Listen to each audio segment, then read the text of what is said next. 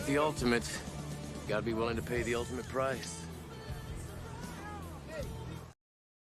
I mean, isn't that what it's all about? You have to be willing to make those tough choices. You have to be willing to take a leap of faith, right? A little bit of planning, a little bit of using a little strategizing, kind of going into war, right? Hot Toys is the enemy, and you want to conquer him as a Hot Toys collector, and that way you come out as a victor, not so much a loser and in retreat, getting rid of your whole collection, so forth. But it is what it is, and it's sad, and it's not right. We're gonna have fun tonight, folks. Denobi 2 here. I have a couple guests that are going to be joining me on this evening run. The one and fantastic Geekin Out. Hello, Nate. Hello. What's up, everybody?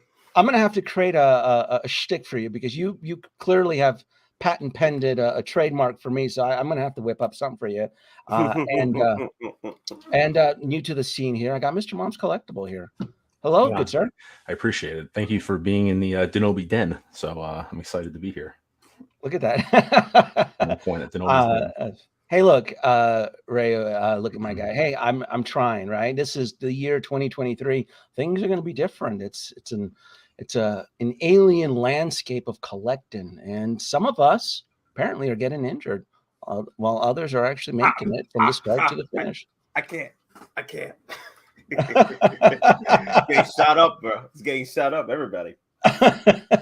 I keep getting Both and Spy reports of collectors just I guess just tapping out, just leaving, and I didn't want that to happen. That's something that I didn't foresee. That's something that when I was playing the Chicken Little role almost 2 years ago, I didn't think that would happen. I just assumed that collectors were just going to stress out because of the onslaught of the amount of pre-orders that were coming in. First quarter 2021, it was my favorite live stream was with me and King Zach, and we talked about it. Yeah, remember that? Mm-hmm. Yeah. I am proud to say that a lot of my live streams from 2021 have aged gracefully, and I have gone down that time travel path, visiting other content creators out there, and just to learn. Because to me, I find that fascinating. Have you done that yet, Nate? Have you gone down and visited the past? Have you gone to the Jedi archives? Have you visited? I've gone through some, not everybody, but some, because I'm trying to figure out what was going on with certain collectors with their collection and stuff. I'm like, damn, it's getting loose. It's getting thin out here. What's going on? How about you, Mr. Moms? Have you ever done that? You ever gone back and look at some of the archived live streams and just to of course, especially people, especially the videos when like releases come out and people maybe give their educated opinion about market values and things like that, and how the Boba Fett 2-pack is going to do, and it's going to be a grail and it's a flop. Yeah, of course, that's always entertaining stuff to see. Yeah, it's all about setting those expectations, and when you don't set them right, it leads to a downfall. Let me I'm going to segue to some fun here. I'm going to talk about Iron Man. We just had a fantastic Iron Man drop, right? And I know it's been the talk of the town the last several days, but man, oh boy, man. This is something it just caught me off guard. I was not expecting this at all. I'll rephrase. I was expecting a Mark 6 reissue, not a 2.0. And that 2.0 can be debated. I feel that they did just barely enough to justify the 2.0, even though I feel it's very somewhat similar to the original Mark 6 diecast that came out a few years ago. But you're okay with 2.0s versus reissues, right? I am. I do welcome and I do enjoy 2.0s, but this 2.0 feels a little bit where it feels like they may have cheated just enough to earn the title of 2.0. It's 1.8. Yeah, maybe that's a little bit better. Maybe that's Well, a little bit better. I feel the real 2.0 is that freaking Gantry base. That thing is freaking that's like beautiful, man. Yeah.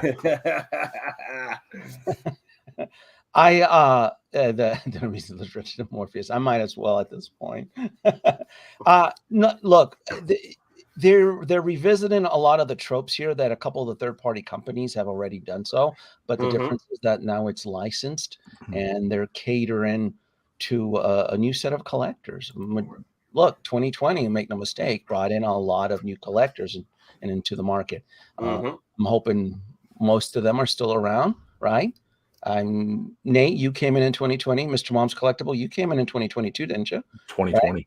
Yeah, and it's about being smart. It's about strategizing. It's planning now, planning for the future, future proofing.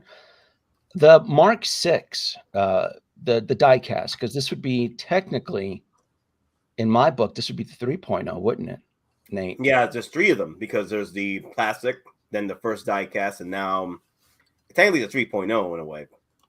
Yeah, definitely 3.0. And I know that this specific gantry right here, the walkthrough on Stark Tower, has been released by a third party. And here's the thing: I remember years ago when this thing was released third party, it made waves, and it didn't woo me. It really did not. Not so much for the price, but because I tend to see things in 3-dimensional. And I have, at that point in time when the third party gantry of this specific design was released, Nate, it was I had already gone through the headaches of the Mark IV's gantry, and I hated it.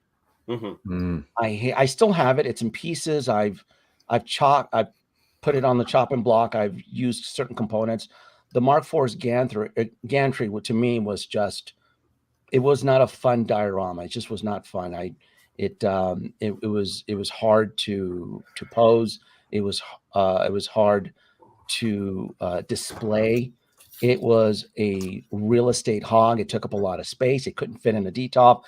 It looked top heavy on top of a D-top. You needed a special table, special shelf. It was just and because it was always exposed to the elements, it was a nightmare in cleaning.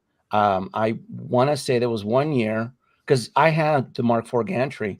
I mean, I still do, but there was 1 year, because I purchased it in 2014. There was 1 year where a few years after I had it, I ended up just running it through hot water. It was just a dust magnet. I just used a high pressure nozzle of hot water, and that's how I cleaned it. It didn't damage any of the stickers or anything, or any of the electronics, but that's what I was forced to do. So those type of experiences like that, I don't forget that. I'm like, was this fun? And I look at this thing, and do we have the measurements on this? Was this released on the website?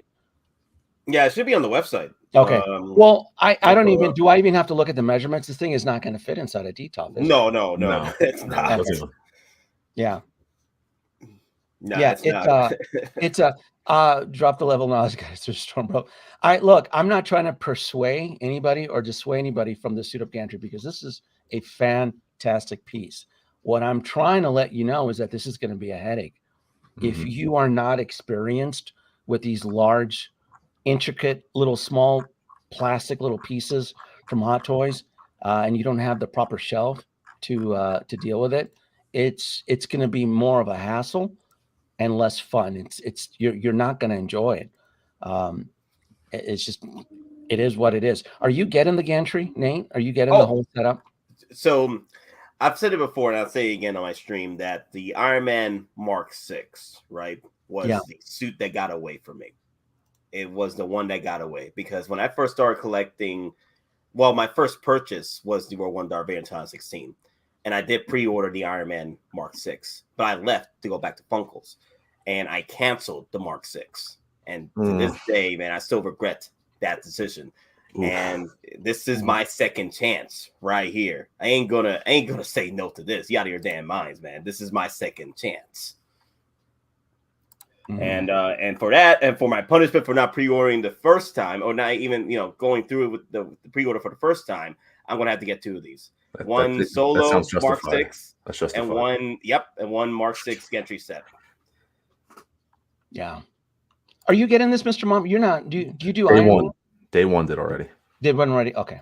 Okay. Wow, I got a ton. this is Yeah. I'm this is definitely going height after.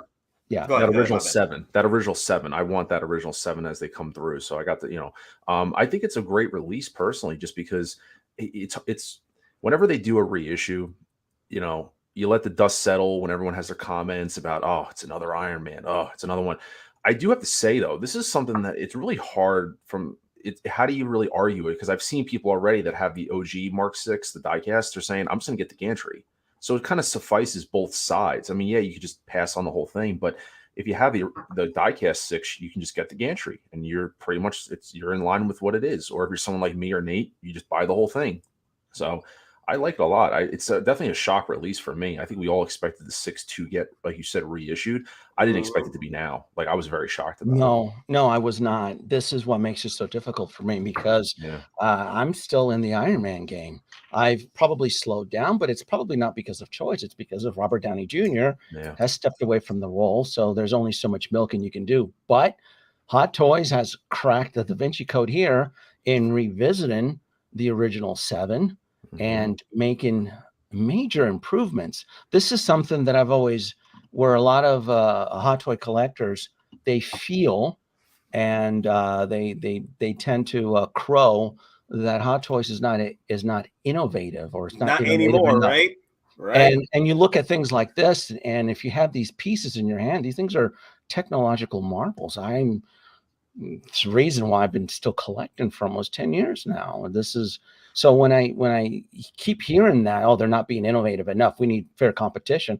I go, well, when the fair competition shows up, you go ahead and tap my shoulder and you let me know. I haven't seen it yet. I have not seen this competition that others in the community tend to promote. I welcome it. Sure, why not? But some have gotten close. Why don't you ask Sideshow Collectibles and look at their figure lineup? Years later, they still can't figure out decent custom tailoring, and they've been in this for almost 20 years. For shame on Sideshow on that one. For shame. But for me, Nate, what do you think is the biggest challenge for me on this one? Let me see if you can. And it's not a trick question or anything. What do you think would be my biggest obstacle for this? Probably the room. Well, probably the room. The room, and then do I need another features? one? Oh, that's right. Yeah. Do I need it? Right? Do I stuck with while everybody else slept on the Mark 6 diecast, right? I was there, wasn't I? I picked it up. I was there, Gandalf. I was there 3,000 years ago.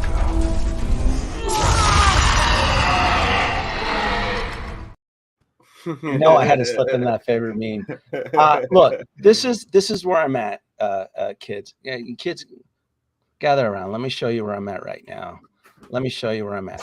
Get All right. close to the screen. This is my Hall of Armor right here. My original Hall of Armor from 2012. I'm going to pause it here because this is something that I feel that Hot Toys has lacked. The fact that they took a lazy way out on the reissuing of the Hall of Armor units just a few years ago. For shame on them. They didn't do any type of technological improvement on it. Plus, they never solved the daisy chain issue. Most of you who probably have the Hall of Armors from Hall of Toys, or maybe you are considering it, they're a pain in the ass. They are a nightmare. I got rid of all of them. They did not serve my collection's need. I can't even stress how you got me here. Let me hold on, folks, because we're going to have to hold a class here. Remember this here? Hold on. This is how I had my Hall of Armor for years. This is how it was. And as glorious and as epic as it looked, make no mistake, this was a nightmare in upkeep, dusting, posability, making sure that they don't fall off. Out of the years I had this setup, only 1 or 2 fell. And You don't see it in this video because I took it out, but there was at one point a towel at the bottom, just in case one of them fell or just fell off. And you ask, well, how did it fall off? Well, walking earth. But this is how it was. And I looked away. I moved on, got rid of it, made it all go away. So I'm hoping that if they're reintroducing the Mark 7 and we're going down back to the world of Iron Man here, right? The age of Iron Man is just upon us. I hope that they go back and they make some major improvements, because to me, my Hall of Armor, which was a custom build, is still looks awesome. Let's go back with the Hall of Armor. They will, if for a 3.0 system, it will probably be USB powered and hopefully diecast. That'd be nice. Diecast, and they all have to interconnect daisy chain style, because the problem is that the Hot Toys Hall of Armor did not daisy chain. So the side panels required AA batteries, which were independent. So even if you could USB the Hot Toys Hall of Armors, the side panels were never properly lit. And then if they were lit, they never glowed in the proper way as they should in this video. You see how those side panels, the dividers, how they glow white? That's how it should. That's something that Hot Toys never solved. What do you think is missing from that first chamber? The Mark 1? The other Mark release? The Mark 1 is coming home. I did pre-order the Mark 1 yesterday. Now my question is real fast, because you obviously have the Mark 6. That's the diecast version. I didn't look at the specs, but I know with the new diecast releases, they were making sure the height comparisons were all like on par. Yes. Is this new one? I didn't look at this new one, but like with the new, is the new one not any taller? They corrected that already with the original, like the diecast, you want to call it 1.0 release, or do you think that the new one is going to be a little bit taller now to kind of justify? Like, I don't know where we are height wise. Like, are we on par now with?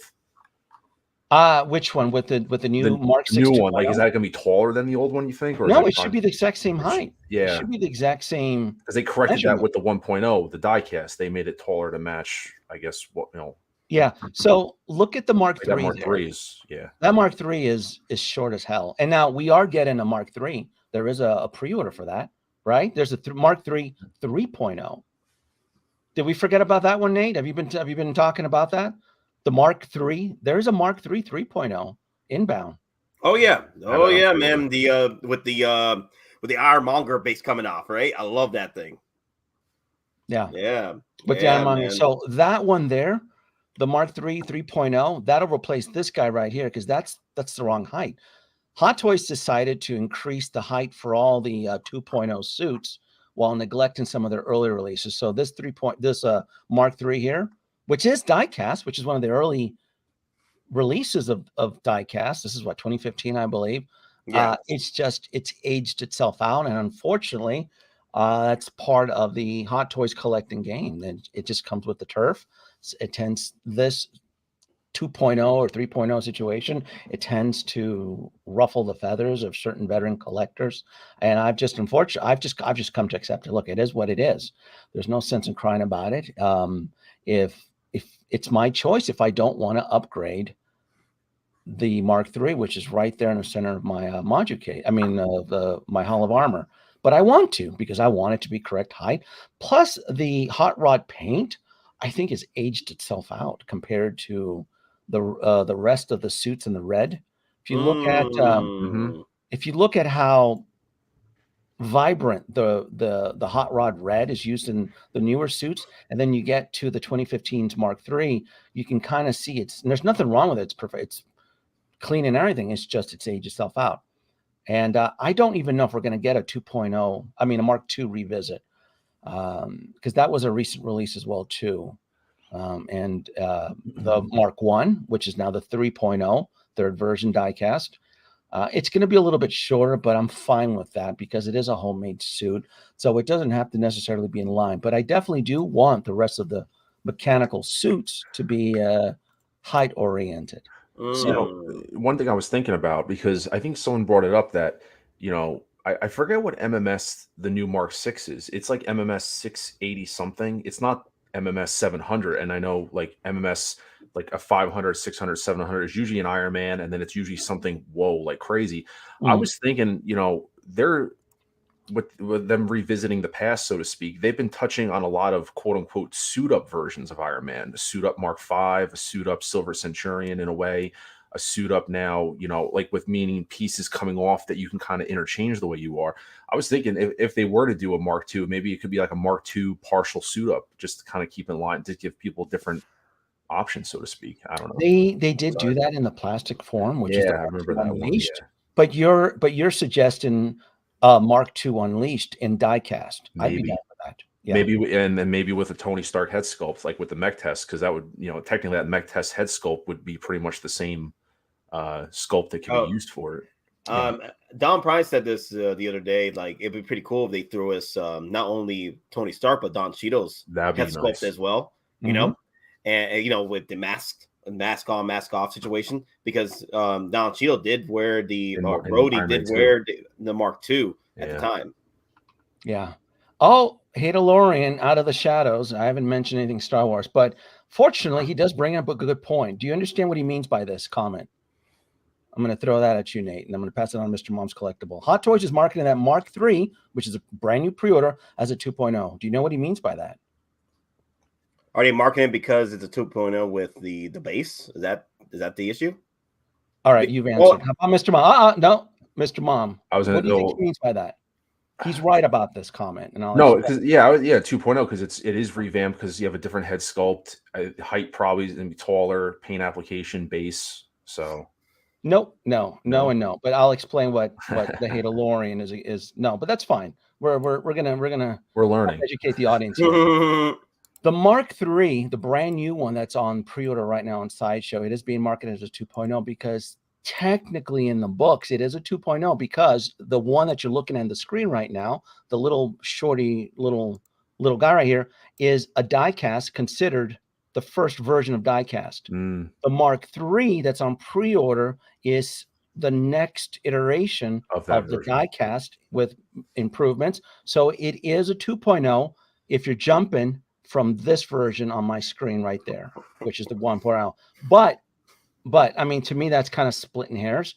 To me, I'm going to still see it as a 3.0 because we've had multiple versions of the Mark III released throughout the years. Well, kind of like the Mark VI then. Because the Mark VI, it's pretty much technically a 3.0 if you really think about it, because we already said it in the beginning that the Mark VI 1.1 was the plastic version, and then the newest one diecast, and now they call it 2.0, but it's actually a 3.0.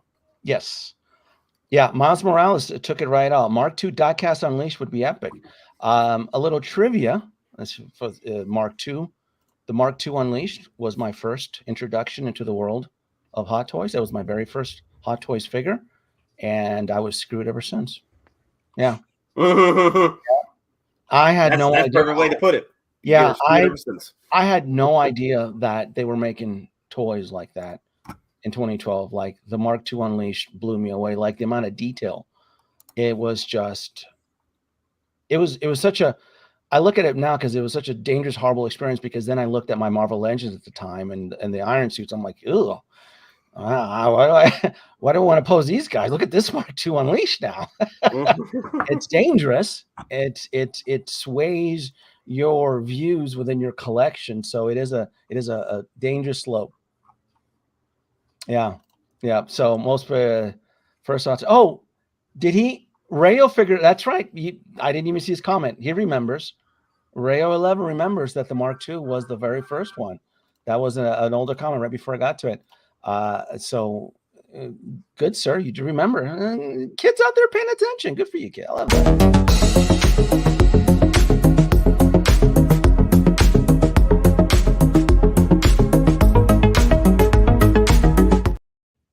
I remember. People are listening, Nate. People are listening.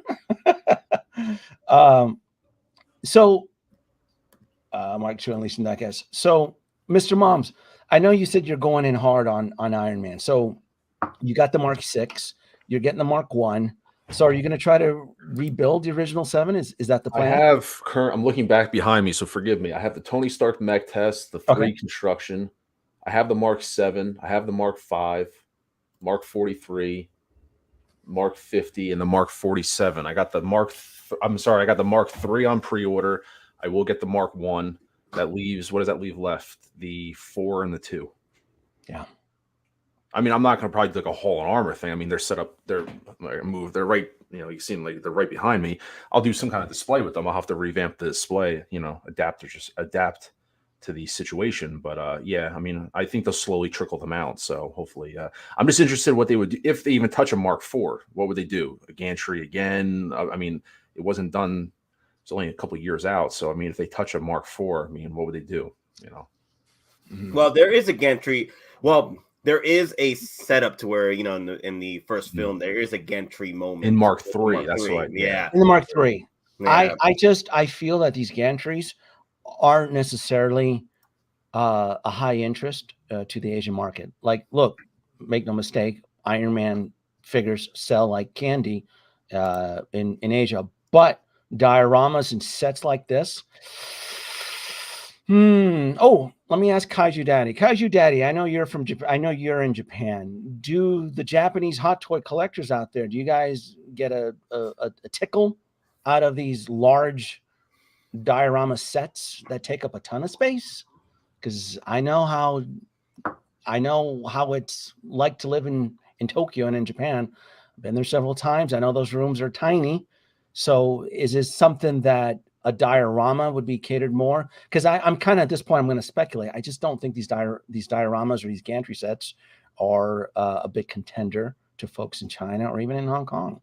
But in the US, we do like things loud, right? We do like things big, right? Hummer big, right? Make it bigger, better, So, but even then, you still have to put a limit, though. I don't know, $700 though. Damn, that's a big fat pill to swallow, Nate. That's your $100 from the DeLorean. Well, it is a big fat pill to swallow, but at least Hot Toys give you an option to where there's multiple SKUs. You can go with the Gantry set by itself, or you go with the regular Mark 6 2.0. And hey, at least they're giving you options. You don't have to take that red pill if you don't want to. But for me, I pre-ordered this day one because, I dropped this into my spreadsheet already and kind of pre-planned it. So that way that slot is blocked out for this thing. So I knew I was getting this, so I'll rework it into the display. But I didn't even honestly, what's the window on this of when it's supposed to be coming out? Pre-order January 24. Yeah. January, June of 24. So, I mean, payments are going to start, end of this year or middle of. So, but this is like a DeLorean. You got to pre-plan for it. Same way I did with the DeLorean. DeLorean, I got that day one because I wanted to budget. Like the way that I do it, and the way I do it is for this time in my spreadsheet, this is the kind of the cat's meow piece that I will, if I pre-order anything, I have to work it around this piece because this is going to be 8 payments, monthly. So I have that blocked out on my spreadsheet. And then if something comes up, I work it around this piece, just like the DeLorean. That was the cat's meow piece that I didn't go over crazy because that was a big nugget every month until that thing was paid off. Same. That's why day one on this, so I could future proof myself and know, because I know we're going to have Return of the Jedi. It's going to be dropping soon. That's what has me scared. Return of the Jedi. I've kind of throttled some of my purchases right now. And even though I don't like pre-ordering, I've had to. You know what frightens me, Denobi? You know what frightens me? That this is only January and they're dropping all this. This could have been a summer showcase piece like they did with the Mark III last year. But no, they threw it at January. So can you imagine what we're expecting with summer showcase? And if this is just a taste of the freaking iceberg, what's the rest of the iceberg going to be looking like? Absolutely. Hoff's Hometown Hero, a fantastic super chat here. Give this to Mr. Mom, please. I am out. I think it is disgusting to me that it was happened to him. It's a lot to happen, and anyone else works with those people. Respect to you, Denobi, for trying to make it right, and it repulses me. Well, first thing is first. Tiffany needs to say thank you. Wow, thank you so much for the super chat. Denobi extends his gratitude for your support. Trust knowing your contribution helps. Bye-bye. She greatly appreciates that. Hoth, we're going to get back to that in a minute. Let me we're going to focus on that in a minute. Let me jump over to CT603 because he brings up, we're going to kind of wrap up on Iron Man in the next minute. If you can get one gantry, which would it be? Well, for me, I'm done with gantries. I'm done. Which, if you figure it out, because I lost track of it, I'm only going to get the Mark 6. I don't need the stairs. I don't need all that glitz and glamour. No, it's gonna kill my space. How about you, Nate? And I'll pass it on to Mr. Mom. So if I had to choose a gantry set, it'll probably just be the Mark 6 right now, that gantry set, because you could set that up with any Iron Man practically. Like, and also not only that, you can set it up to where you don't necessarily need an Iron Man to be set up. You could have somebody climbing up the stairs, any 1/6 scale figure climbing up those stairs, you know, so it works with multiple figures. You don't necessarily need an Iron Man to be on top of that staircase. There's so many possibilities with that gantry set, and I feel like the Mark 6 gantry should be the one versus the Mark 4 gantry set, which is still pretty cool. But you've never experienced the Mark 4 gantry. This will be your first gantry to your collection, yes. right? Yes. Okay. So you know what? This is going to be a learning. This will be fun to revisit next year as to how you feel about this gantry. And this is going to be your first gantry too. I'm going to push it over to Mr. Mom. This will be your first world of diorama gantry type setups, right? Yes, it will be. I was really hoping. When I started kind of getting into it, I think I told Nate the story way back when we were talking about the ones that we missed out on. If I recall, when I started collecting, the Mark 4 gantry literally just left Sideshow. Like, I could have got that for, like, I was like, the window, it just slipped me where I could have got it for retail. And so I was like, you know, you live, you learn. So obviously I'm getting this one. To me, I would rather have the Mark 4 gantry, because to me, when I think gantry, that was more iconic. It was used with the Mark 3, you know, the first Iron Man, used in the second one.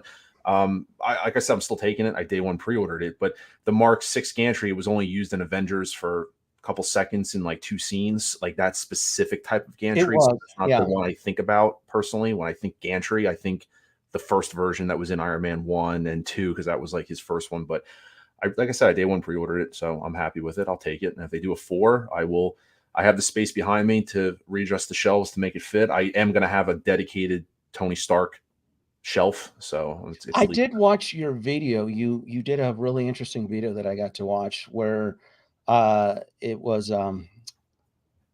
it's not you, it's me. Yeah. You shared the pain and you explained the benefits of DTOF collecting and how it served your collection at the time. Correct. But now as your collection is evolving and it's growing, it's time to look for alternatives. Correct. And you said something that I wish more people would say, because you said, let me just quick finish. You said the Moducases are expensive, and I'm always stressing that out to folks. Yeah. Moducases are friggin' expensive, and they're not for everybody. Correct. So building alternatives like you did could be a good solution for you. Go ahead. I mean, the only thing for me, and I think I said it, was Hot Toys is testing our wallets, which we always say, but people often forget they're testing our budgets. I mean, I'm sorry, budgets, our wallets, and our space. And, you know, and that was kind of one of the things. So I attributed the DeLorean and behind me, the Golden Armor Wonder Woman. I refused to get that figure if I couldn't display it in full wingspan. I refused to buy it at a discount, even when it was offered during the holidays. So those 2 pieces really made me realize, like, I'm going to revamp my whole system, and DTOFs weren't. I still think they're great for those if it benefits your needs. But for me personally, I wanted to adapt and expand my collection, and I didn't want my space to limit me of what I could buy, basically. You know, money's one thing, and I got that taken care of in terms of budgeting, but I never wanted my space to be the deciding factor of why I couldn't buy a DeLorean, is because where am I going to put it? So I sold everything and just rebuilt. You know, these aren't new. Everyone's doing the build your rack thing. Yeah. But and for those of you who are watching and are new to Mr. Mom's Collectibles, he does have a YouTube channel. So after the stream is over, if you want to go pay him a visit, you can too. Same thing for Nate on top as well too. Over at Geekin out. So appreciate it. Thank you. Little quick plug on there for you guys. And let me where is it? Let's go back to this one here. All right. Hoff's Hometown Collective. Mr. Mom, please discuss it. So this is something that I found very interesting. This is something, the whole situation with you and the other YouTuber who decides to hold a contest, and I guess because he doesn't like the way he's being talked about by other content creators or influencers, he decides to be an Indian giver and take it back. I just thought that was interesting. I never seen, in the years I've been in YouTube land, I've never actually witnessed a YouTube Indian giver. I didn't think they existed. I just thought that was something, just because of the repercussions. You advertise, you promote something, you hold a contest, and yet because you don't like how something goes your way, or someone is critiquing or scrutinizing you or your content, you're taking your toys back. That, to me, was just odd. It's just odd as shit.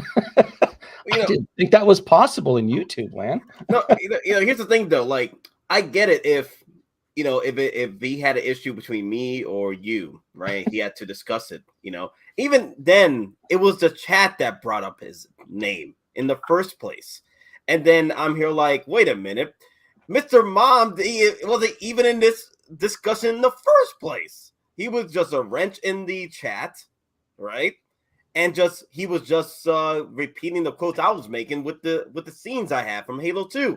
So at the end of the day, he had nothing to do with this. So it's pretty much a bystander. It was pretty much a Tarantino movie at this point. The bystander, the guy that's just minding his own business, gets shot up at the store. Like, dude, what's going on?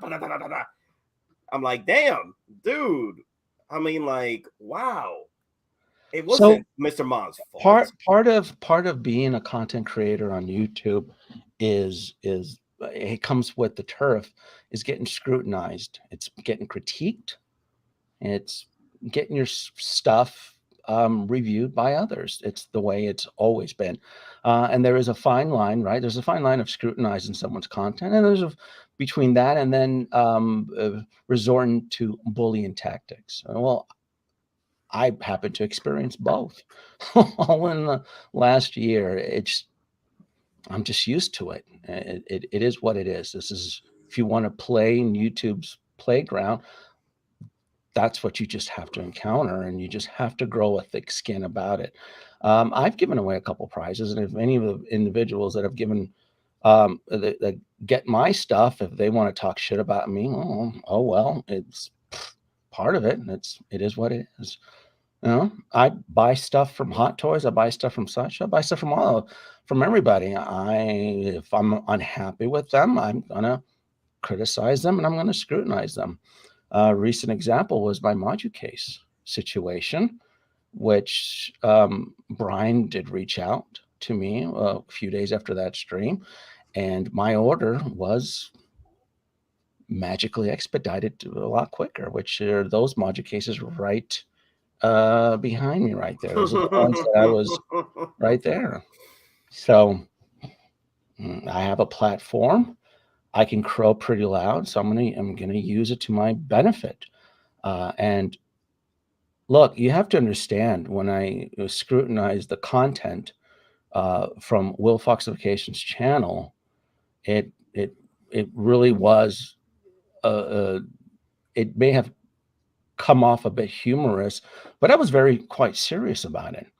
You have individuals in YouTube land that are giving out advice on how to manage and curate expensive collections, where they don't even stick to what they have. They don't follow, they don't practice what they preach. They've shown examples of mismanagement with their own collection. And so that was where my scrutiny was coming from, where you're giving advice on top 10 Iron Man figures or things like that. And I'm like, well, do you even buy Iron Man figures? Do you even have? And people like, well, they had comments, well, you're elitist. I'm like, it's not even elitist. I go, does it even have any Hot Toys? I'd like to see it. I'm an open book. I like to see it. And then you have to understand, guilty by association. You have panelists that you vouch for, because in my book, Will vouches for his buddy Carlos. And in my book, to me, Carlos is the biggest catfish here in YouTube land. I think he's completely fake. I don't think he has a hot toys to his name, but yet he's there scrutinizing an Iron Man collection. An Iron Man, get the fuck. Was he? Nate, trigger. I'm telling you, they're gonna. God, wow. Look who decides to crash this stream right when I start my damn rant. Look who it is, King Zach. Right. Oh my God. You knew I was getting this close to getting worked up, and out of the shadows. That's King Zach from the dead. This is King Zach, the That's one King and only. Zach. The one and only. I want to hear what you have to say. I love that you decided to crash. I always send you an invite. I never know if you're going to show up because I don't know what part of the world you're in. But yeah, I am humbled that you decided to crash my stream right on the eve of my rant. Oh my God! My first time on the stream with King Zach. Look at this! Wow. As I'm sure you're aware, Denobi, I've yet to take up your invitation to join. Aside from right now. I'm humbled that you decided to grace us with your presence today. I've never met Zach before, so I will say hello. How are you? I mean, first time.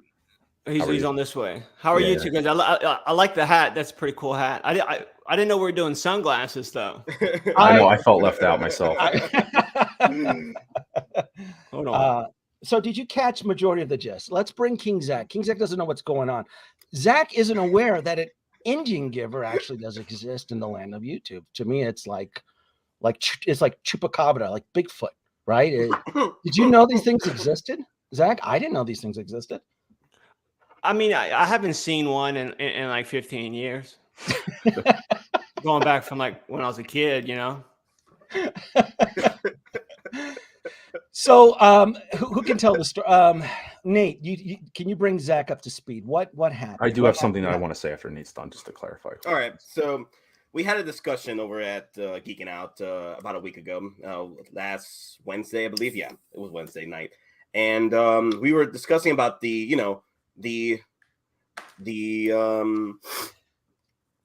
pretty much does your opinion hold value if you don't practice what you preach, right? And there's a amount of collectors out there, especially in YouTube land, that preach a lot, but they don't practice what they put out. And we were pretty much explaining this whole situation on stream, and then people started in the chat bringing up the name Will Falsification. Pretty much the chat was bringing it up, and that's when all this started going straight down to pretty much a war on the YouTube land. And the first casualty was Mr. Mon Collectibles right here, who had nothing to do with this discussion or with this. He was just in the chat, just repeating some words I was using with my videos I was using from Halo 2. And that's it. He had nothing to do with this fight, or had nothing to do with this discussion. And he gets outed from a giveaway that he won, rightfully so. He won a giveaway on his channel. But then after this ordeal, Mr. Mom was, in discussion with Will, and Will, messaged him like, hey, because of what happened, I'm going to have to take away the giveaway from you. Well, I have a couple of things I do want to say to kind of set the record straight, because I do want to just make sure everything is, correct. He is right about everything. At the time when this person's name, I'm just going to say it like that, was in the comments being, said, I was not even watching the stream. I was actually helping my wife take groceries in. And there was a point, actually, if you look at the timestamp of the video, there's a 20-minute period that goes by from when this person's name is mentioned to when I make one comment. And I made one comment that was kind of talking about what Denobi was talking about with people and YouTubers and talking about whatever. And I made a comment, and I will quote, saying people believing in false prophets, basically. Please understand, and that was a Halo meme that Nate put up, but not knowing anything previous to what happened, like the previous 20 minutes of the conversation, meaning someone's name getting bashed. I did not know any of that stuff. So that's the single comment that I had said. And this person messaged me after the stream saying that they didn't approve of my behavior, that I was you know, I felt like I won these cases from him, and that, you know, I was setting, I'm paraphrasing, bad example. I was cheerleading other hate against him, saying, you know, and I'm going back and forth saying, I have no idea what you're talking about. I apologized. I said, if you feel offended by what I said, I apologize. It wasn't directed towards you. It is direct. I do stand behind that comment. I do think people put a lot of stock into YouTubers in general, and, you know, think all that stuff. I do openly agree with that statement. I stand behind it. And I felt like it was kind of going this way, where he kept saying that you know, you won my contest, and, you know, you won these cases. And I was the one. I want that to be clear. I said, do you want the cases back?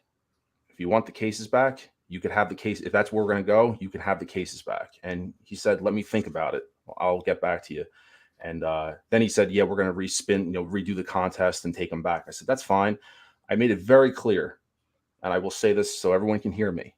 I made it very clear. And I said, I only asked one thing. I disagree with everything that I'm being, you know, you're going to go after me because I won these cases. I said, you could have them back, but just let people know that I forfeited them. That's all. Very simple. Just tell them I give them back. I don't need them. You can see behind me. I got my own setup. They're not okay. my So cases. I'm sorry. When you say cases, you're referring to like, okay. That was a giveaway. Cases, but these are custom. Like I made that's these. a crazy giveaway. But nevertheless, let me just finish because I want everyone to understand this, because I'm trying to be so. I made it clear. I said you could take the cases back, but just let people know that I gave them up. I relinquished them. It's okay. And I said, because we don't really need to get into the weeds about anything. And he said, well, I want people to know the facts. And I said, what are the facts? Like, you know, the truth or whatever it was. Like I said, I have messages. I'm not going to sit here and read messages off my phone, and then next day, I made it very clear. I'm a small channel. I have 500 subscribers. I'm trying to grow my channel. You know, it's like a Walmart going after a mom and pop channel. You know, it's not the same. So I understand that. And I told him, you know, I don't want any heat coming back on me. I'm willing to give them up and walk away. And he's, well, people need to know what the truth is, or, you know, whatever it is. So that being said, the next day, and he said he wouldn't put my name in anything. And I said, well, people are going to know it's me, because enough people reached out to me and said, hey, congratulations. That being said, the next day I received multiple screenshots from people with this statement that was released. And, you know, the first part of it was fine, saying there was a technicality. My name was in the drawing twice, because that's all fine. I don't care about any of that stuff. But what bothered me was that a second paragraph in the statement goes on to say that, you know, I was cheerleading all this stuff and saying that, you know, all these name callings and a victim, just this whole big statement that I was cheerleading, you know, part of a cheerleading group, that I misrepresented him, all this stuff. And that bothered me, because I asked, can you just leave it alone? Because I don't agree with what happened. Just leave me out of it. You could have the cases back, redo the raffle, and have a nice day. Well, you just go, you know, it's fine. Be civil. And he released a 2-page statement that I was screenshot, and multiple people reached out to me, by the way. It's not like he said, I'll keep your name out of it. And I reached out to this person that morning, and I said, wait, you know, what's going on? I reached out to this person that morning. It's real foxification, John. I know. I just don't want, you know, I reached out to this person, and I even said to him, like, waited, like, you know, what's going on? Oh, well, I tried to be, you know, try to keep your name out of it. I said, you didn't do it. You know, people knew enough. I'm not a big fish. I'm a small fish in a big pond, but enough people knew it was me that people reached out to me and said, what's going on? You know, whatever. So that bothered me. And I'm going to make my peace at that. Like I said, you could talk about, you know, my, you know, because the fact of the matter is there was a Facebook group that you had to be a part of. I was in the group, and then a lot of my posts were getting removed due to self-promotion, which is fine. You know, I put some stuff in there, photos, put my Instagram in there. That's fine. They tightened up the rules of self-promotion. That's fine. But what bothered me was I noticed there was other people in there posting YouTube links, things like that, promotion, and I got mad. So I left the Facebook group.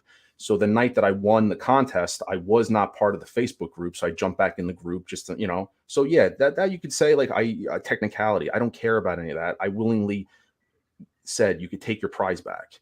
But what I was bothered about was my integrity. And I said, you know, you're going after, I didn't like how I was being treated. And yet this big statement was released, you know, about me gaslighting or being a cheerleader. I remember that word cheerleader. I'm not going to read the statement. It's out there. If anyone goes on there, you can read the statement. And that's what bothered me. I don't care about the cases. So anyone who's saying about taking cases back, I openly said you could have them back. I want to make that clear. But what I don't agree with is the second part where he was saying stuff about me and what I was doing in a chat. That is what I have a problem with personally. So literally nothing's changed since the last time I was. No. Yeah. Zach, they didn't even listen to us. We tried to warn them back in 2021, Yeah. and they still jumped off the cliff. It sounds like typical toy YouTube stuff. And I'm not trying to be divisive here. Like, I really am not. Like I said, I'm a new guy here. We always talks about 2020 collectors. I'm one of them. I'll admit that. I never try to admit I have the keys to the kingdom. I never try to admit I know anything. I'm figuring out my way just like everybody else. But what I am, I'm a prideful person, and when my integrity is a big that's deal. okay. That's okay, because neither does Will or nevertheless, I asked for something to be done politely and under the radar, and that wasn't happening. And that's what my problem is. Yeah, it's not about those cases. I don't care about those cases. I don't. I can get them off Sideshow right now if I wanted them, and wait 2 years. I don't care. What I'm gathering is people are trying to say that, like, you're just upset that he didn't give you the cases that you won. Yeah. And bear in mind, this is my very first time. I've been told by multiple people, just stay off the radar. Don't say anything. And I respected people's opinions. I talked to many people. I was very debating about even coming on the stream tonight. Denobi and Nate know that, where I was going to stay under the radar, just forget anything happened. But the comments and, a one-sided story being told and being made to look like, I did a great deed, I'm being punished for that. And I personally feel like it's who I'm associated with. Like, I'm on Nate's stream, Denobi, and I feel like, if the beef is with them, then let it be with them personally. Exactly. That's it. The beef between me and Denobi and Will, let that be. I squashed my beef by saying, take your cases back, let's walk away. But what I did, I'm going to stop you there for a second. Yeah, I'm done. I'm going to bring Zach here up to see. So what I did, Zach, is that I scrutinized Will Foxification's content because he did a room collection tour where I didn't see any hot toys. He's given out hot toys advice, and he's liquidated majority of his collection, canceled pre-orders, and that's what I scrutinized. You don't have a collection. You have a bunch of statues in the background that I witnessed. And so that's what I was scrutinizing. I'm like, well, you're giving out advice on an expensive hobby, and you don't have anything to your name that I can visually see. Then he has his sidekick, Carlos, who streams out of like a storage unit, who doesn't have any hot toys at all, or not anything I've ever witnessed. And I'm like, so you have these two individuals giving out advice on how to manage. And to me, I still find it quite humorous, actually. You have content on your channel on the best Iron Man figure, the best top 10 Iron Man. I'm like, do you even collect Iron Man figures? So that's what I'm scrutinizing. Yeah. So and basically when they went after Mr. Mom Collectibles, similar to like a proxy war, essentially. Yeah, because I'm assuming you didn't enter the giveaway, Denobi, right? I didn't know. Yeah. You know better than that. I know better than that. Yeah. Yes. Damn. That's unfortunate. But yeah. So I don't know if you've been keeping up with the community, but this has just been absolutely the last rough several months for a lot of collectors that are now leaving the hobby. If you're on Facebook, you may have seen people selling their collections. The buy-sell trade groups are packed to the rim now. People liquidating folks are selling their figures at a loss. This hobby is not for collectors who sell figures at a loss. No, I mean, for multiple reasons. Not to mention the economy is beyond awful. Mm-hmm. It was one thing when you're paying $2 for a dozen of eggs, but when you start paying $6 for a dozen of eggs, priorities start to shift. Yeah. So that also plays a part. But yeah, no, that sounds like typical big creator stuff. That's what that sounds like. It's good to see that you haven't failed for any of that shit, Denobi. No, we were preaching the right gospel back in the day. I held on pretty good. Even when times were very good, I still put some of those eggs aside and to prepare, because Zach, I saved a fortune last year. There were so many figures discounted. I saved over $3,000 last year buying things at discount, Black Friday deals. I made out really good. I really, really did. So, but again, I followed my own advice. I used spreadsheets. We talked about this in 2021. Yeah. This math does not add up. This is what we kept saying. The math at 130 pre-orders is not going to add up. And what was the first figure that raised the flag? You remember? I know I targeted specific ones. I know I targeted like the 2-pack Boba Fett, the Ahsoka Tano Toontown Long version. before that. Was it the Captain America? Stealth suit Spider-Man. When you were still the stealth suit Spider-Man went from like $300 to I think you could get them for like $196. Oh yeah, I remember that. And that's you and me talked about that, and nobody said it's like that. That was one of the first flags that you're able to see, like, okay, things are starting to be different. Was that the one? Was that Monkey Boy? Was that when he's all in black? Was it that one? Yeah, Night Monkey. Night Monkey. Yeah, yeah. The big lava guy. With the lava guy. Yeah, he's still in the bargain bin. He's a peg warmer. Yeah. Yeah, and you never would have seen that with. I mean, you never. The only Spider-Man related license you'd have seen that with was Electro back in like 2018. But you're right. That was the first example of like, okay, everything you see right now is you're going to be able to get for 20-30% cheaper than retail. Oh, I mean, it used to be you would buy one, and then as soon as it would sell out, you could double your money. That's not the case anymore, and it doesn't even matter what the figure. It's incredible to watch. Only one figure I've seen has withstood all of this, and that's well, I say one, but there's several. One being Maria Hill. That's one figure that they're not going to reissue. You're not going to lose the value there. You and your Maria. Wow. Thank you. You and your Maria. 1,200. Dude, I remember that piece. You could still get that for like 300 at one point on eBay. Now it's been rising up. Damn. Man, I wish I picked her up. Dear God. That's one figure that's not going to lose the value. It's crazy. But moving forward, though, right? Things are like the brand new pre-orders for like Anakin Skywalker, a Padme. You don't think those are going to fall under a different rule? You familiar with those? Yeah. Well, I mean, I think I would imagine just like any manufacturer of anything. I mean, when they overestimate a market, it's going to correct itself. And then it's going to create the cycle again, possibly where there's going to be a high demand and a low supply for the product because they overestimated it in the past. So it might correct itself there. I think that's possible, where it's like, okay, we made all of these toys thinking that a lot of people were going to want them because at the time there's a high demand for them, but then they overestimated, and then it switches back and forth. The thing is, there was an influx of collectors that are coming in, brand new collectors, with their, stimulus checks. Stimulus checks. There you go. Thank you. Their stimulus monies coming into play, and buying up, the stock, buying up pre-orders and stuff like that. That's actually that's your favorite topic too, Zach. I know that stimulus. Well, that birthed a lot of brand new collectors in 2020. And it's not just in the toy world either. I mean, that's in a lot of things. It superheated the hobby, and then from going up there now, you go on eBay. You can't get shit for any of your stuff. It's unreal. But yeah, if you got to sell anything right now on Facebook Marketplace or eBay, sell it for at a loss. Yeah, it's pretty much a buyer's market at this point.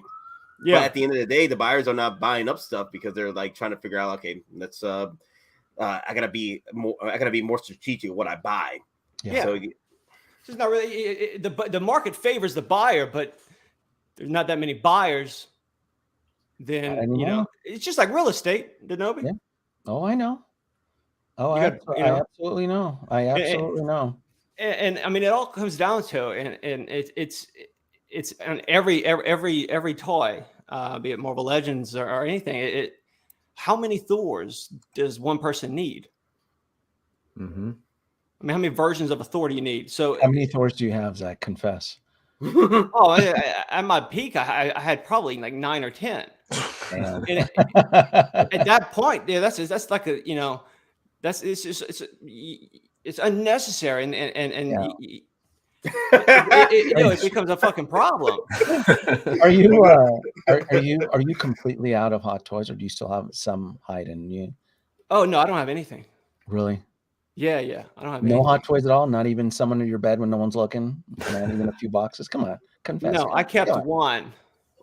Maria Hill. Yeah. Statues though. You kept bombing. You still have Captain Marvel's bust. I know. Yeah, I still got that one. No, I got 6 detolfs lined up with one figure in the middle of it. Maria Hill. You ever coming back?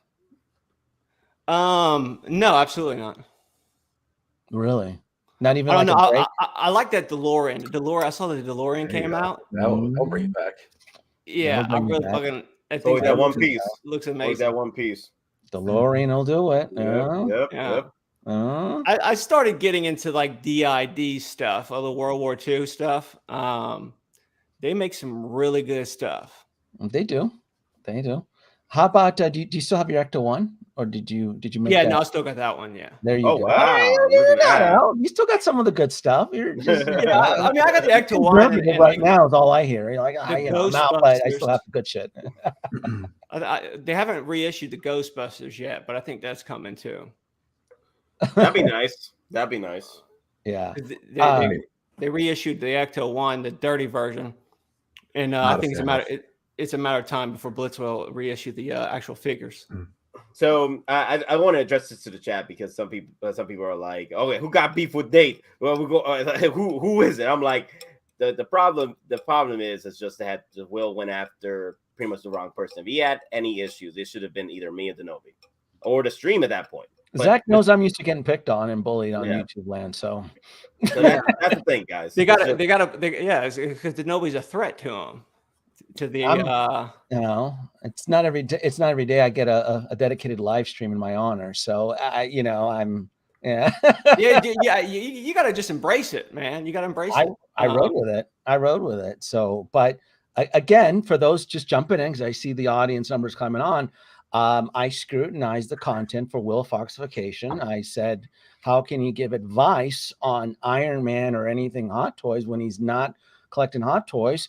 And he's peddling things like less is more, and what's the being selective? I think and I hear stuff like that, and I hear Carlos flapping like a muppet, giving advice on figures, and the only thing that goes through my head is what you just said is one of the most insanely idiotic things I have ever heard. At no point in your rambling, incoherent response were you even close to anything that could be considered a rational thought. Everyone in this room is now dumber for having listened to it. I award you no points, and may God have mercy on your soul. That's how it feels. You're watching that. When you're trying to shove ideology that less is more and being selective is the way to go. I'm like, it's time for you to exit. To play devil's advocate, I mean, everyone can have their own opinion, obviously. True. But it's doing the proxy war stuff like that. I mean, that's a little unnecessary. Like trying to punish Mr. Mom's Collectible or something because of something that you did. It's the whole guilt by association crap, and that's a plague on society, dude. Yeah, that's why I'm not on Facebook anymore. I don't understand for that. That's for the best. Yeah, it is what it is. So, any statue collecting, or are you just playing it low until the world gets back to normal? Well, I don't think the world's ever going to get back to normal, Denobi. I started dabbling in chess, started doing crocheting. I'm real big in crocheting right now. One of the biggest names actually in the crochet game. You can go check it out. You can check it out. Real big in crocheting. Well, here, look. Are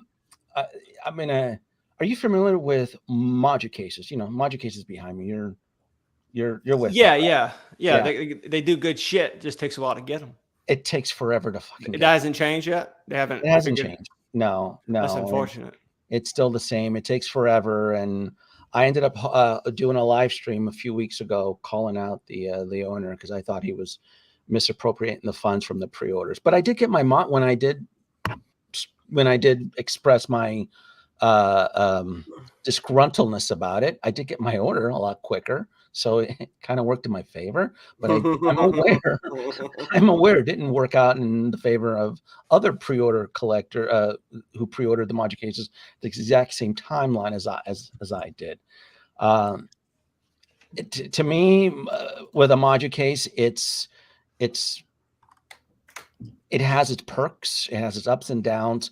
I will always still say they're very expensive, and I know that even in these dark times of figures not holding their value, people are still looking for alternatives as to how to display their collection and so forth. I will say though, in case Brian is listening, I still love you, Brian. Don't cancel my last pre-order, just in case he's listening. Well, their product's amazing, you know, and not to my knowledge, I've yet to see anyone complain about them other than the delay. And I mean, that seems like, you know, maybe a lack of manpower or something, but you know, their stuff's amazing. I recommend getting a damn, like get a 2x6. You can get a 2x6 14-foot long for probably like $9. Cut that thing in like in 3-foot sections, and then put a pipe in your wall, put the board on top of it, and just stack them up like that. It's real simple. You save you about $2,000 or $3,000. It's not going to look like this, though. That's for sure. It's not going to remotely look like anything like this. The Spider-Man there from No Way Home. No, I'm sorry. That's Spider-Man Homecoming. That's a Homecoming suit. That body there is embedded with magnets. I didn't have to do anything. I just put him next to a steel plate, and he's hanging there all by himself. So there's no trickery. Yeah. How'd you do that? Well, this is the Max 140 case, and I glued on I glued on steel plates, not stainless steel. It has to be steel plates to the ceiling of the Max 140, right? Oh, yeah. The body has the magnets on it for the wings. The wings. There you go. Damn, that's fucking brilliant, bro. Isn't that cool? Isn't that cool? Now the negative band though, I did glue on a couple of neodymium magnets, but I wanted to make sure that they were black, so I blended in with his suit, so it actually looks like he's just standing there by himself. This Doc Ock there is it's a third party, which will be replaced with the licensed version, but I had needed to test out the rigging system here to support the tentacles, because my Doc Ock is going to be hanging from the ceiling when he rips off the mask in the Spider-Man movie.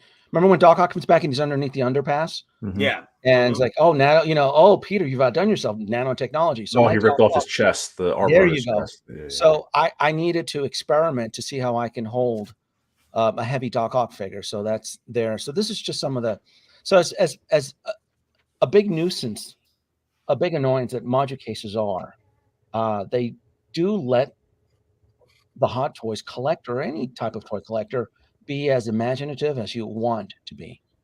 And this is some of the stuff that you can do.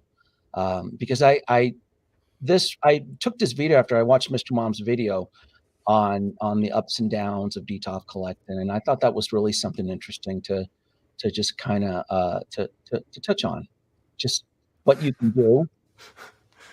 Wow! Look at this. Yeah. And I know you hadn't seen my collection in a while, Zach. So it's kind of cool that. Yeah, no, I haven't seen it, but I see there's like 2 Easter eggs with the Feist bodies in there. And there's always going to be, Zach. You know me well enough that in my collections, there's always going to be an Easter egg in these things. And if you're quick enough to catch them, then you've been blessed. It looks amazing. My favorite out of all your stuff is all the NASA stuff. Yeah. Most people don't appreciate the work into my NASA collection. I do have and those videos still get views even to this day. They still. You just posted one today, did you? A short? I did. I posted a memorial to the Challenger explosion since it happened yesterday. The Challenger explosion was January 28, 1986. Yes. Challenger exploded. Yeah. You were talking about doing a memorial for it. Yeah. And I was there. That's crazy that they were able to make all that merchandise for something that we didn't even do. But I'm not going to go in. I'm not. I'm kidding. Hold on now. That's absurd. Here we go. We absolutely landed on the moon. You know. All right. We absolutely landed on the moon. I'm not saying we didn't. Mr. Mom, is that Moducase is behind you, or is that a no? Those are racks from Walmart. Hell, stacks of racks. There we go. That's all it takes. Those are that whole display behind me costs about $200. Yep. So. And I mean, look, you got them stacked up there too. So that's, I mean, you're looking at how many you got back there? By at least 100, huh? What, figures? Yeah. No, like they look like they're okay. Then the bottom. I'm afraid to give my count out. If I give my count out, I might not be a true collector if I don't give the. You probably got more than Will. No, probably about like 70 right now, and then if I want to try to fluff those numbers and count my pre-orders, I'll be at 100 right now. Yeah. Well, you got to count the pre-orders, and then you got to count the stuff that you might pre-order in the next. So then 100. All right, so let's say 100 then. You call it 120. But if you ain't got blue steel, then you shouldn't even be on YouTube. Zach, what do you think of this head sculpt? This is the new Mark 6 2.0 that just went into pre-order. Brand new. I like it. I it's a weird smirk, but I mean, I think it looks good. I saw a lot of people kind of displeased about it. It was under heavy negative scrutiny, wasn't it? Yeah. Mm-hmm. Yeah. I think it's okay. It's not that bad. Yeah. It's not the best one by far, but I like the effort. That's what I like. I like to see Hot Toys, being innovative like they are usually, and they're taking new steps with their head sculpts, and this is real nice. Like they could have gave us the same freaking dull expression like the Mark III head sculpt they did, but this one right here, they actually added some class. They actually like, we're putting in work. He looks a shade older. Yeah, well, compared to the other first diecast. See, the thing with the expressive head sculpts, you would think that it helps you, get them in a good position, but it actually kind of limits you. At least that's always been my opinion. Yes, agreed. Because you got to keep him in a pose where he's like smiling, like. That's why I don't like rooted hair, because it's like, something like that. Like you can't put him in like a sad scene in your DTOF. Yeah. If you like me though? Yeah, but you never used the head sculpts with the Iron Man, because you had Iron Man figures at one point. Did you ever use the head sculpts, or you just prefer to keep them all suited up, which is what I? No, I would suit them all up, and then I would buy a body, and then I would stick the head sculpt on a body, and then put them in like a racing suit, or put them in like G.I. Joe clothes, shit like that. Get more bang for your buck there. Absolutely. I think some of them. I think like the Mark II. The Mark II had the the face shield, removable face shield one, not the full head sculpt. I like to pop the head sculpt off and use it on the Mark VII. Let me see if I have a video here. Putting rolling eyes makes it like they should have been doing that shit from day one. Yeah, you're right. It seems like it's been new old. Yeah, it seems like they've been dragging their feet. I don't understand how we still haven't got into 3D scanning yet on some of these actors. Now I know you can't 3D scan Robert Downey Jr. from 2013, but like with the newer films, I still don't understand why we're not incorporating that technology of just forget free ball in the skull. Why not just scan it and get an accurate representation of the actor? I wonder where is that? Does it look like?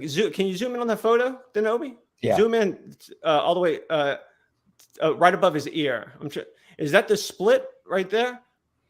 Oh, you can see it. Yeah. Is that what that is? Because you're gonna have to pull the back part of his head off to move his eyes. Oh, it's true. And that's a little different. You can see it. This is as far as I can zoom in, but yes. Yeah. That might not be it, but I'm just trying to figure out because you do have to pull it out. Yes. With the rooted. Yeah. That's the only thing I never really, I liked about the Purge system is you'd have a big ass gap, and it worked well with like Batman or Pirates of the Caribbean, Jack Sparrow, because he'd have his hat on, but like something like Iron Man, with the rooted hair or with the sculpted hair, it tends to make illusion. Yeah. You'll have sometimes depending on like if it's not molded properly, you'll have a pretty noticeable gap. I do applaud their effort of I think they captured a very specific moment in Avengers, like right when he took the armor off. He had, because like I remember the scene. He was getting a phone call and he said, "I'm out." He said, "Agent Coulson." Yeah, that's what it was. And he made like a smirk when he was taking the suit off. Yeah. He said, "I'm actually out," and he made a smirk, and they captured that still frame. But as what you said, with an expression like that, it does limit. Like the Doc Brown, I'll never forgive Hot Toys for that Doc Brown, where they're trying to pose the Doc Brown, from Back to the Future 1 with that Back to the Future 2, expression, and he just doesn't fit in any photography because it's just not the right expression for that. You can't do shit with that, man. Yeah, you can't do nothing with it. So it's just, I get it, but I applaud them for capturing a specific moment. Yeah. And the moment is from Avengers, right? Yes, it's right here. Yeah, and if they want to be slick, here. he actually has an earpiece in his right ear. He has a Bluetooth earpiece in his ear. If they were slick that in there, I mean, that's a little extra, I know, but I'm actually out. Yeah, like right there.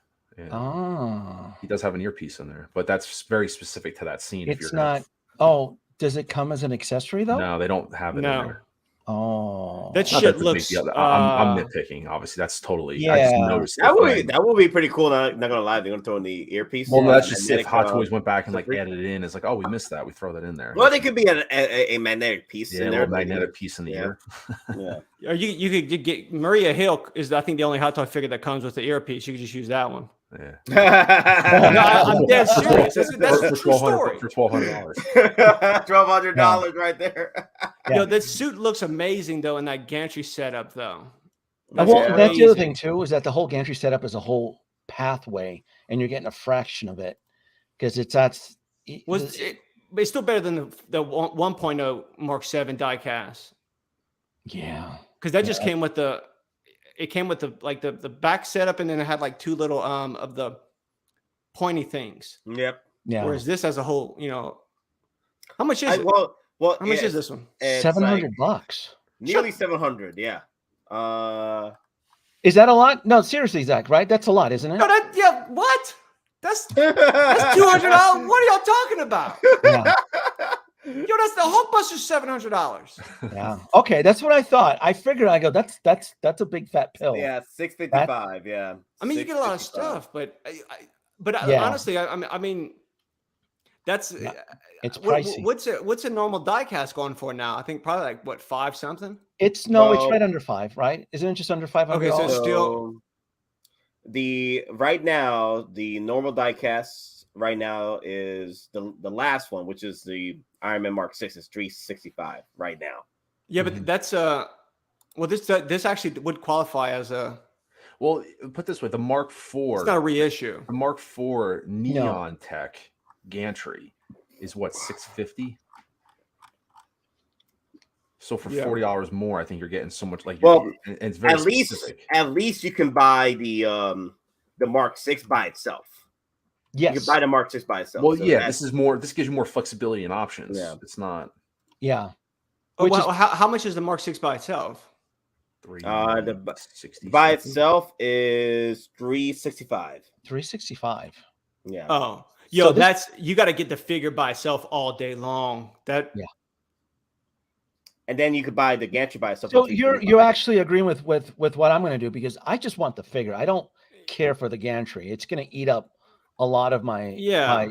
I don't want all that razzle dazzle. I just want the suit that breaks apart with the head sculpt, and I'm fine for $365. That seems like that's a hell of a deal. That's what I thought. Okay, and at that price, it does make me wonder now that it really, even though they're calling it a 2.0, it really is very similar to the original diecast Mark 6. All they're doing is giving you a few extra components. I'm curious about this because the Iron Man Mark 46 reissue is $455. And then the Mark 6 2.0 is $335. So $365. So that's interesting. Yeah. Why the Mark 46 is $100 more than the Mark 6? I think they're going off of so the Mark 46 reissue I believe was the same price as the original issue. Is that what it is? I think so. Here we go. But the Mark 46 has no head sculpt. The new reissue has no head sculpt, and it's $100 more than the freaking Mark 6. This is crazy. Yeah, so I'm assuming probably it has to do with the same price, it being the same price as the original one. Because I know like the 46 and the 47, if I'm not mistaken, were the Mark V, for example, the more recent reissue, that was priced the exact same. Yeah, 365. I mean, that's a hell of a deal for that figure. For a diecast, yeah. Mark VI, yeah. This is I would say probably the more important, better suit out of the original 7. And some people favor the Mark I and others the 7, but this one suit was featured in 2 films. Let's not forget it was featured in Iron Man 2, and then it segued the audience into the Avengers film. Avengers, yeah. So, I got to pop out, Denobi. Before I go, let me ask you a question, and I guess it'd be for all of y'all. What do you do in a situation like this, knowing that chances are you're going to get a Mark VI 3.0 at some point? Oh boy!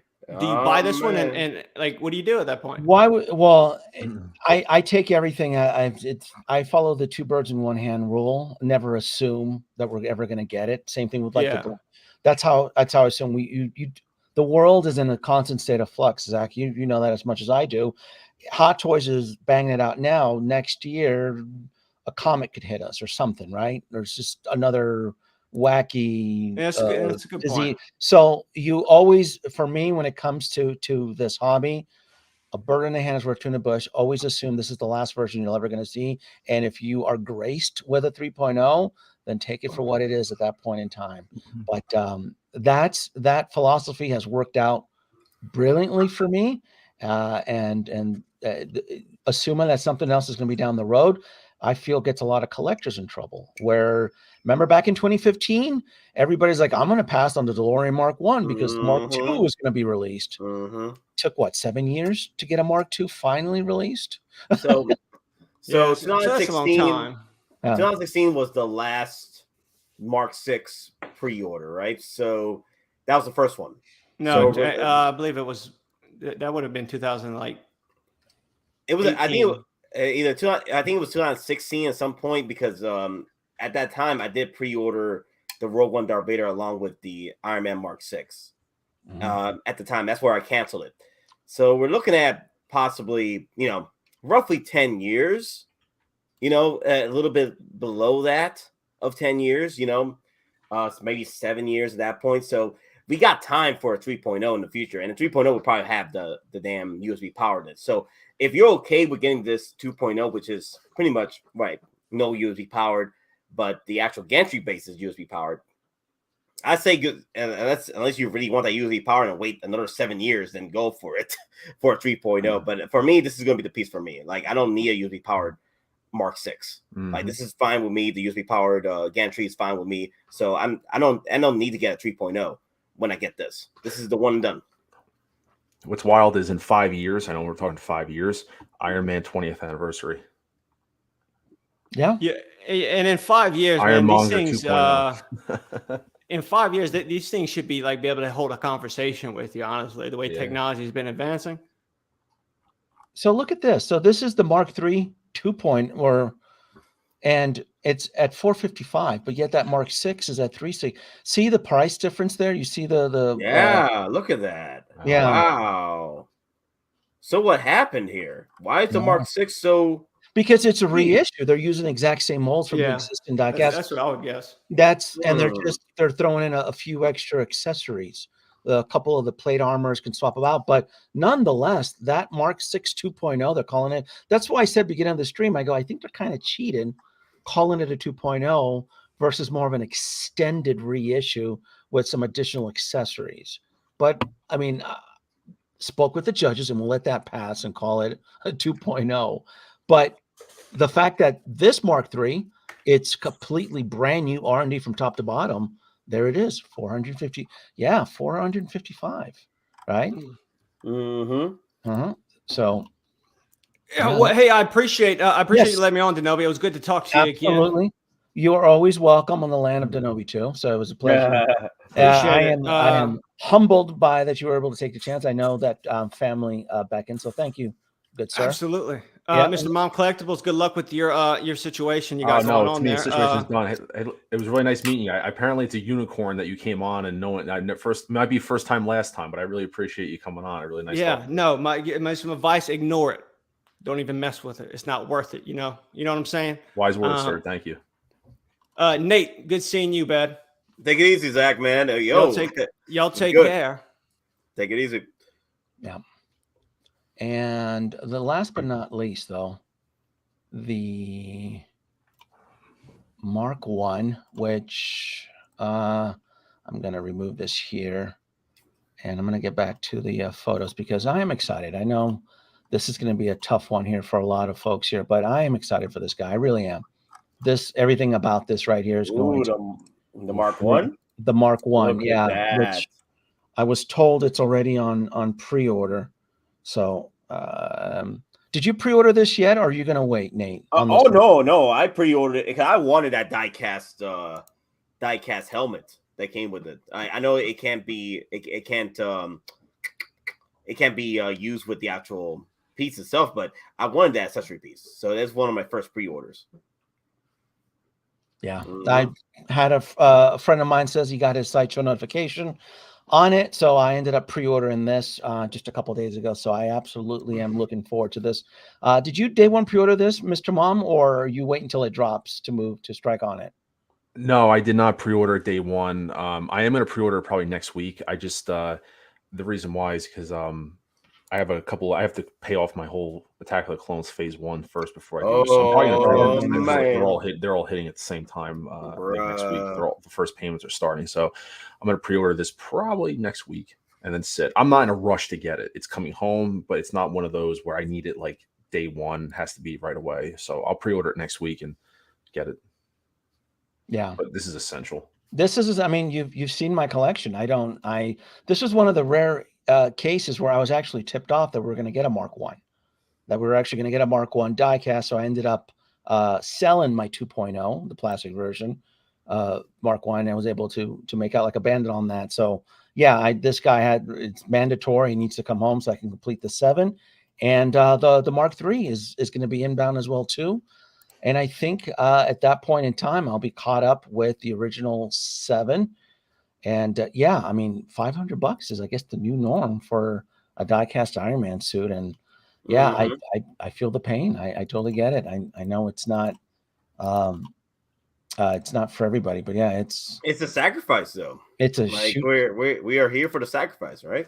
It is painful. I'm with everybody on this one.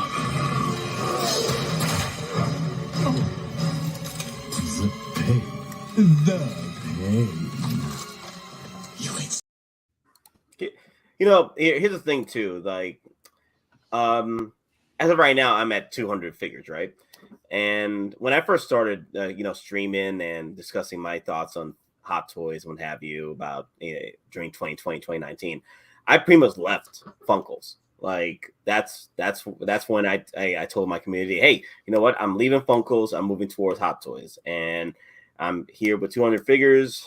And it took a lot of sacrifice to get here. Took a lot of sacrifice, took a lot of OT for the HT, and I hope people understand that. Hey, it's all fun and games with pressing pre-orders, but it's not when you go and cancel. Go cancel and then you eat the NRD. It's not fun. It's not. It's never. I would never promote that. Never promote the ideology of burying yourself in dozens of pre-orders, and then when the time comes to step up to the plate to bat, to end up canceling it. I mean, that's what I look. There's a lot of fingers to point at as to the whole collapse. Not even collapse. I think Hot Toys is in the process of healing, and I think it's doing a very damn good job. It really, really is. And as much as I hate to see people leaving the community, I do feel that is part of the healing. Right? There's a lot of collectors that came in, skewed the numbers to a lot of retailers, and let's not forget there's a few retailers that filed bankruptcy during the holidays. There was 2 online, and there was a local comic book shop here in Vegas that had to fold too. So it's pre-order number, all of that dead stock, all of that stuff. It hurts the market, it hurts the retailer, it hurts everybody, regardless of what you think of if you don't like specific retailers and so forth, somebody ends up eating that cost, and it does disrupt the overall. But I do feel it's healing. I mean, things are getting back to normal. There's no speculation when it comes to there's no speculation when it comes to when Sideshow has a wait list. There's no, are they trying to trick us? Are they trying to, like, no, this is it. This is the world that we are in now. And it's interesting. I always send out an invite to Zach, and I always go back to the past. He must have heard me. I mentioned his name 3 times, so I materialized. And I materialized him because I always do. I never know if he's ever gonna materialize, but I always think about the past. I'm like, my content. I really did go out of the way to help out the community. I really did. I really try to instill my influence on the community. I feel, and I still do feel, in a very positive way. And I get that there's a lot of voices out there in YouTube land who create content who, and I guess from their point of view, they do feel that they're trying to do good, and but their influence just tends to resonate on a different frequency. So when an influencer comes out and tells me that, hey, you know what, less is more, right? And I'm here like, so are you undermining my efforts, my sacrifice that I went into collecting? You know, how many I have?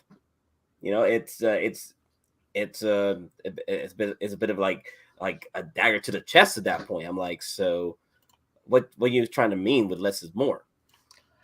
It sounds like a gaslighting attempt, where the individual just comes off petty and just jealous. It's so odd. It really, really is. Why would someone ever try to promote that? That's the whole idea of collecting. What, you're going to collect 3 hot toys and call it a day? I don't understand that at all. It's such and to humor and to be sarcastic about it or just make fun of it, that if you have way too many figures, then it doesn't make any sense. It's just bewildering. But again, so is the idea of an actual YouTuber who's an Indian giver. I'm still blown away by that. I can't believe that exists, and not think or feel that there wouldn't be repercussions. You say you're going to promote something, you say you're going to give away something. It is what it is. Not find escape clauses in a contract to weasel your way out of giving out a prize because someone peed in your soup or something. Or it's wild, just completely wild. But again, maybe some of us in the community don't understand the powers that we have, because I've never looked down upon any content creator. My thing is that if you only have 400 subs or 300 subs or whatever, and you are making an effort to put out content, you in itself are influencing your opinion onto your audience, regardless if it's negative or positive. That's not really up to me, but it is an opinionated influence that's being brought upon this small community of hot toy collectors or 1/6 scale collectors, third party, and so forth. So to think that there wouldn't be repercussions, because not only is there a downfall, but look at where we're at now. BOGOs, discounted figures, everything going to the bargain bin. And now finally, after that whole year of hitting bargains, which I was able to capitalize on, now things are going back to normal. Are we going to get Anakin and Padme onto BOGO? Probably not. Are we going to get the droids to hit discount in BOGO and C-3PO and R2-D2? No, probably not. Well, they're sold out. Well, R2-D2 is sold out. The Boba Fett sold out. KX Enforcer droid is sold out, and they were waitlisted. I'm like, dear God, what is happening? Yeah, it's the days of well, just, you know, or making a joke out of it. It'll arrive in 2 years. I don't even think that's a case anymore. I think Hot Toys is aggressively increasing their shipping schedule. We've seen this already on certain pieces already. The DeLorean arriving pretty early, almost 90 days early, is a sign. A couple other figures that come into mind and so forth. But it's just I feel it's I feel it's a responsibility that we should all take and just. Well, you know, at the end of the day, like, what? How am I gonna look if I, you know, my 50 pre-orders I have today, right now, I'm at 50 pre-orders. I go and just cancel half of them because because I overdid it. You know, like what kind of example I'm setting for collectors out there?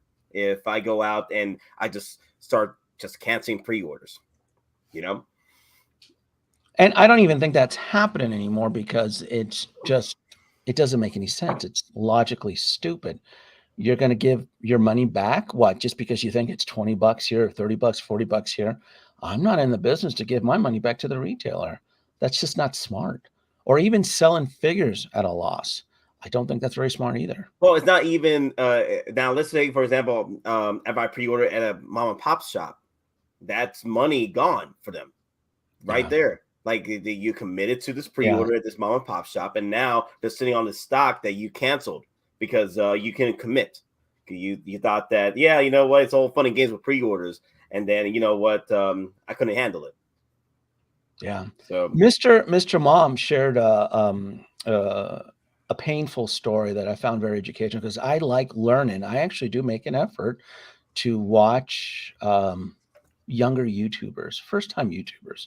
I find it educational. I like to learn what they think they see or what they're experiencing. I really do. There's a few channels that I do watch. I watch P-Rock. I watch 1/6. I believe his name is Marcos. I find him humorous in a positive way, though. Marcos, if Marco is listening, I find it because just the way his mind works. I find that just curious and so forth. So I do like listening to that stuff. Jedi Knights Watch is another one of my favorites. But going back to Mr. Mom, though, you shared your a story with me on the Ghostbusters Ecto-1 that if you can do it all over again, you would not have buried yourself into the world of Eagle Moss. Because, man, I'm with you on that. If I can go back in time, you know, I have regrets on some of my collectible purchases, but I think the biggest regret I've had so far in the last several years has probably been with Eagle Moss and segued into Star Trek. I've had no fun or pleasure, anything with Star Trek. Star Trek right now in my world is being purged out. I don't have time for their shenanigans. But building the Enterprise, and I had people reaching out to me, Denobi, calm down. You can, there's a new company called Fan Home. Like, I don't know if I want to go down that road again. And then you had mentioned with your Ecto-1 that you can do it over again, that you would. Yeah, I would have sunk that money into the 1/6 version and just bought that because I mean, I'm sure I told you I'm going to finish it. I might as well. I'm at, 115 of 140. It's kind of silly not to at this point. And I'm sure the car is going to be gorgeous, and I think we talked about something also that now that I'm, really into 1/6 and I'm in that, it is going to slightly bother me that it's out of scale. We talked about being out of scale, and I'm a little bit bummed about that. Especially if Blitzway decides to do another round of Ghostbusters figures. Yeah. I mean, I'm going to be a little ticked off that it's going to be out of scale. And that's just my OCD about that. That was my OCD with the DeLorean, because everybody knew for years I worshipped the DeLorean time machine. And everybody would always send me DMs like, hey, why don't you build a DeLorean through Eagle Moss? And I go, it wasn't even like the building it or the scale. It was the scale. The scale was such a thorn. I'm like, that's gonna clash with that. That's one of the reasons I got into Iron Studios for a little bit, and I just liquidated in because I did not like that 1/10 scale that Iron Studios pedals. To me, it just like it's not working. And their attention to detail, I think, sucks. But they're clearly doing something since they own every IP license from here, from ET to Jurassic Park to Marvels to Star Wars. I've never seen a company like that has so many fingers into many of. And I guess, you know, if you're a statue collector, more power to you. But I tried to dabble with Iron Studios. It was not for me, specifically, again, for the detail and the scale. And then something else too that you had mentioned too was that these build kits are all challenging, man. They're all there's always some sort of kit bash and hack that you need to do. And when I started building the Enterprise, I didn't know about that. By issue 3, I was already modding stuff, and I'm like, what the F am I doing here? Why am I running the cable? But the book says to run it through here, but no, you have to do it through here because World of Wayne says this is going to be the easiest way. And I'm like, what is this mess? And shout out to World of Wayne. World of Wayne. Yeah, I learned a lot from him because I was blind trying to build the Enterprise. But yeah, they reached out to me. The site is called Fan Home, and I'm like, no. I go, it's too emotional, too mental, too financial. I have to reserve my assets for to me, I'm terrified of the 40th anniversary Jedi. I really am. Because I don't know if it's 4. Nate, it could be 3. It could be 15. I don't know what these cats are up to. Dude, we had 15 figures for 20th anniversary of Attack of Clone and Clone Wars. So can you imagine what we can get with 40th anniversary Return of Jedi? Yeah, it's mind-boggling. Are you getting pulled into that, Mr. Mom? Oh, I'm all Star Wars. I'm all original trilogy. Yeah, I'm all original trilogy. Yeah, absolutely. Goddamn. Yeah. And we'll see. Dropped the comment. Collectors are dropping. They're dropping. And look, Nate, it's sad. I don't like seeing that, but the problem is that that's part of the market healing. The ones that kind of disrupted it and skewed the pre-order numbers, those individuals unfortunately have to take a break. It is what it is. I know a lot of people did that. It's retailers can't stay in the business of sitting on 20,000 units. And like I said, you can see Sideshow already going in that direction. They're not playing games. They don't it's not a trap. Oh, we're going to get more Peacemakers. I don't think so. If I was the inventory stock manager for Sideshow, I'm like, we're capping this at 1 batch. Move it along. If I was in charge of that warehouses in pushing out the pre-order, no. But it's Iron Man. I don't give a shit. If you were in charge of the warehouse, if you were in charge of the warehouse, that one Ghostbuster 4-pack warehouse find would have been under your jacket out the door in 2 seconds. Oh, that would have been an employee purchase. That would have been that would have been an employee purchase right there. Throw it on the floor, a damaged box. Yeah. But they keep finding. That's the thing. That's how it tells me how poorly mismanaged their warehouse is. The fact that years later they're still finding shit buried under trash. I can only imagine what this warehouse looks like. When you're like still finding, new old stock, it doesn't make any sense. Is it soon, James? I don't know. Are they on the verge? Who knows? But here's wait a minute. Wait. There is death on TW? No way. No, he says when it happens. We don't know if it's going to happen. We don't know. Is it gonna be like the Death Star blowing up, and we're all gonna be like the Ewoks, singing "Yub Yub" on the far side of Endor? I don't know. I don't know. My favorite Bretta commented on something. He said who's spreading slander on my DeLorean? Is it shipping or no? He was saying the DeLorean hasn't even shipped China yet because Mafia said he's waiting for the DeLorean. Even shipped in China. Okay. Well, some people are getting the regular orders. Are those maybe those are the Hong Kong walk-ups? Remember they average, because there's reviews already on the Mark II. Regular customers. We shared videos about it. Yeah. So maybe in Japan they got theirs. Where's Kaiju Daddy? Kaiju Daddy report. He's the Tokyo correspondent that we have out there. Yeah. Big Bretta, Homelander, Gnome this month. No idea. Oh, that's the third party. But yeah, I was a day one pre-order, folks, on the DeLorean Mark II. It was that following morning. So if I get it, I'll post it on my community tab when I'll get my thing. Don't know when TW does. I'm sure Howard will piss on their grave. I don't. he'll get one of his boys to do it. He'll get like JC or somebody to go piss on it. He says, I don't have time for that. You meant Grace. I figured it wasn't Grace. It was Grave. Kaiju Daddy, did you get your DeLorean yet? I think or has it been shipped from Tokyo? I know you're the last comment, but I'm kind of curious. No DeLoreans here yet. All right. Reporting from Tokyo, Japan. DeLoreans in Japan, not yet. So those big boxes are on a barge somewhere heading, fingers crossed. Barge. Yeah, they're on a barge. I'm guessing February or something. And I'm not resorting. As bad as I want the DeLorean Mark II, I'm not paying some ridiculous DHL $400 expedited ship. I don't need it that fast. No, don't pay that. You don't want to pay $150 and wait. What is it? 150 business days or something like that for? Yeah. No. Hell, that DHL price shipping on the freaking in our Joker is ridiculous on the TW. 150 business days. Business days. No, damn. I'm still, like I said, when it no real commenting on InArts. I'm waiting on the second phase of InArts to kick in before I comment on them again. So I'll be good upon them. And I think that's it, guys. I think I'm going to call it a night. And oh, wait a minute. Hold on. Look at Lane. Always at the end. Always trying to stretch things out. Good old Lane. Always trying to stretch things out here. Panda, what do you think of the Silver Centurion? It's coming home.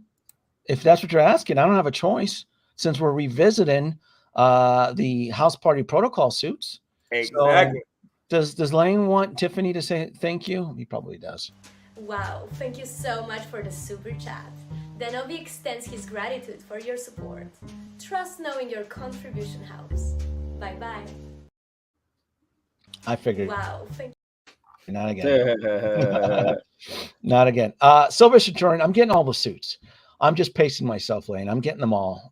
The Mark V suit up, the Silver Centurion, all of them. Yeah, that's the first USB powered Iron Man. Yeah. You gotta pick that up. So I don't know where I heard this from, but it's my understanding that out of all the MCU films, Howard Chan has a specific favorite one that he adores and loves. He adores and loves a specific MCU film that he watches over and over again. And I don't remember who told me that. I remember reading it somewhere. Howard Chan loves a specific MCU film to death. And it's supposed to be Iron Man 2.